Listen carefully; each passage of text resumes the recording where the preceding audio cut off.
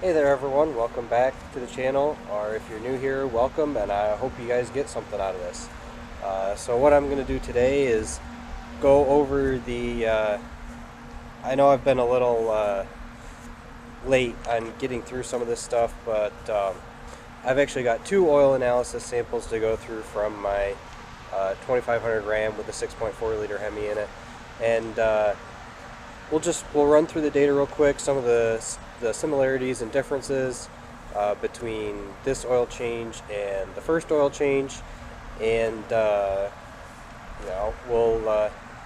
think the majority of the stuff here is really good, and really shows the benefits of using AMSOIL and the ability to do extended oil change intervals. So this truck is my daily driver. We also pull camper for some weekends and a long trip during the summer. I have a 9-mile one-way commute, which technically falls under the severe service category. But given all that, I think the oil performs extremely well, and it's actually performed quite a bit better on this second oil change than the first. And that's for there's a couple of reasons behind that. The first being that it's my second oil change with Signature Series, so it's the second.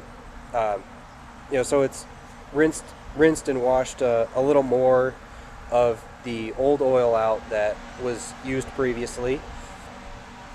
The other thing is that before I changed the oil, I ran the AMSOIL engine flush, dumped it in, idled the truck for I think it's 15 minutes, and then immediately changed the oil, and it's done wonders for the health of the oil over this oil change interval. One big difference that I can see in the data is that I have not topped up the truck yet, and quite honestly, I probably won't. It is running right around the ad mark right now, but with it being winter and we're not going to pull the camper, I'm only doing my daily commute, I'm not super worried about it being at that ad line. And so where that's kind of noticeable is the viscosity is quite a bit different from the previous sample that's got around the same mileage on it. Also in the base number, oxidation, and nitration. But we'll get to that a little bit later. So some of the basic specs here are this oil was run. So the previous sample was taken at a little over 12,000 miles. This time it was taken at a little over 13,500 miles. This time I did not take a sample at the 10,500 mile mark. I didn't see the point in it. I already know that I can go over the 12,000 miles that I went last time, so I wasn't concerned with waiting until the 13.5. Both times I've taken the sample, the oil life monitor has been I think at like 2%, I think is when I took it. So the truck now has just shy of 62,000 miles on it total, and as far as towing miles go, the first one did roughly half of its miles towing, and then this second change was quite a bit less, at somewhere around a little over 5,000 miles total towing. We just didn't get out as much this year. We did a couple of 3-day weekends instead of doing a couple of short weekend trips, just because it's so crazy, and doing a 3-day weekend, a true full Friday off makes or full Monday off makes for a much more enjoyable weekend. You're not racing to get to the campground and get set up and then tear down to get back on Sunday to prepare for Monday morning. So that's one of the reasons for for less towing miles this year. So if you've seen the previous video, I ran an AMSOIL EAO filter on this oil change instead of the Wix 57060. One of the reasons for that is the EAO filter is a much larger filter. It's similar to the old filter that was recommended for the 5.7 and 6.4 Hemis. So I wanted that because I didn't want to have to change the filter at 7,500 miles. Just not something I wanted to do, and I like the idea of having the larger filter that can hold more debris. Speaking of debris, let's get into the wear metals. So I'll put a chart up here, and so the first sample, so if you look at sample lines number 1 and 4, those are the same mileage. They're about the 7,500 mile mark. And then you'll have to look at lines 3 and 5 for the last sample that are more or less the same. So right off the bat, the first 7,500 miles with the AMSOIL filter, only 42 ppm of iron compared to 93 ppm previously. Now that's quite a significant reduction, and it's obviously there's still some small wear particles that you're gonna get that are gonna still kind of float around and not gonna be captured by the filter, but by and large, a lot of that debris is going to get captured by this EAO filter because it's, I think it's like 99% efficiency, at 20 micron, and quite a bit higher efficiency than most other filters, even at smaller micron sizes than that. So the next thing to look at is copper, and the numbers tell the whole story. Copper for this second oil change came out at 78 ppm versus 178 ppm from the first change and the Wix filter. And then looking at lines 3 and 5, 209 versus 146. So quite a really good reduction in that wear metal. So the copper in this sample is probably not truly wear metal because there is no lead and tin in the sample. Probably where this copper is coming from is the oil cooler. The contaminant metals stayed pretty constant. 12 for silicon, 10 for sodium, 1 for potassium.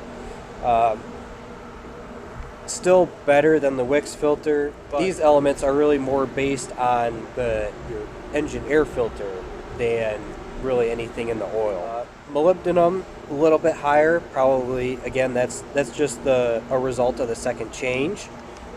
So you got more signature series in there compared to whatever was used previously. Boron still taking a healthy nosedive and must be doing its job in there somewhere. Magnesium higher, again, second oil change, more signature series compared to previous oil. Same thing with calcium, phosphorus, zinc.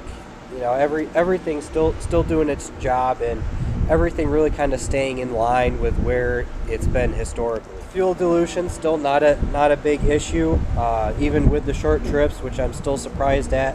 Although these trucks are really good at getting up to temperature, even when it's below freezing outside or near zero. It's pretty amazing that by the time I get, even on my 9-mile commute to work, the engine oil is still gets up to 200 degrees usually. One of the big differences that I guess I didn't expect but made sense after I thought about it is the viscosity. So the viscosity off of my last sample number 5 here is at 13.7, and that's 0.6 centistokes higher than sample 3.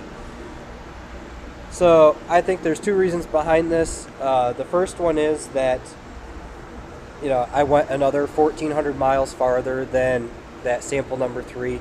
Also, I have not performed a top off. I haven't added another quart into the sump like I did with the previous change. And then same thing, base number. So here's one of the real interesting things, and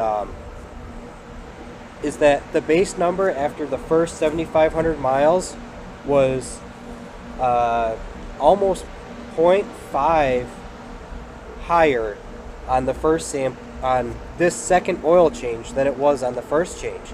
And what a lot of that I think is attributed to is using the engine flush, and also it is my second change with Signature Series. So again, more Signature Series additives in there compared to whatever was used in the engine previously.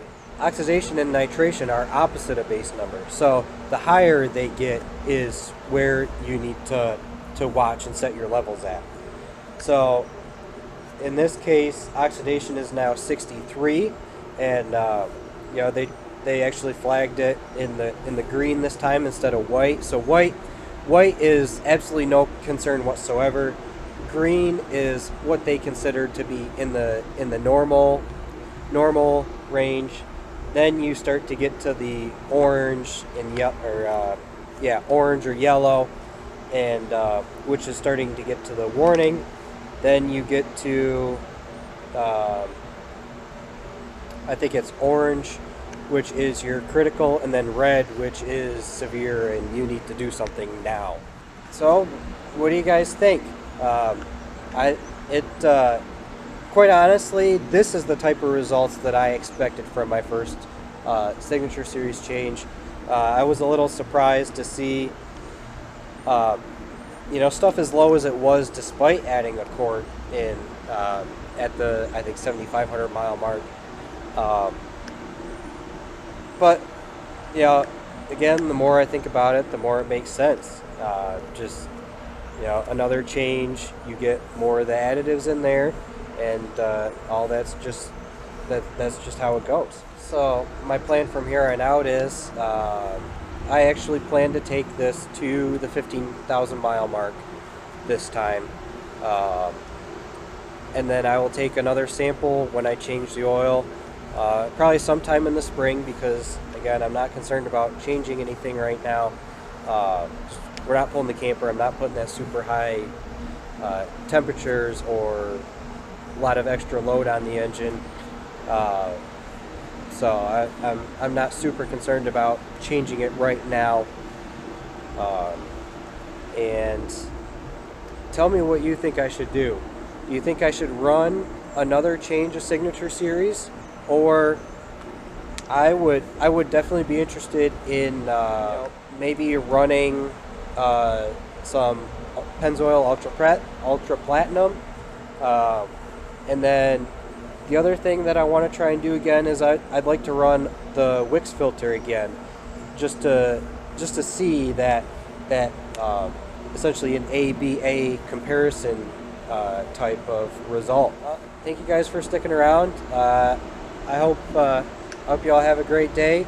If you have any questions, you know, shoot me an email. My contact information is down in the description. Check out my other videos if you're interested in some more data, and I look forward to any comments. You know, vote what you think I should do, and I'll see you guys in the next video.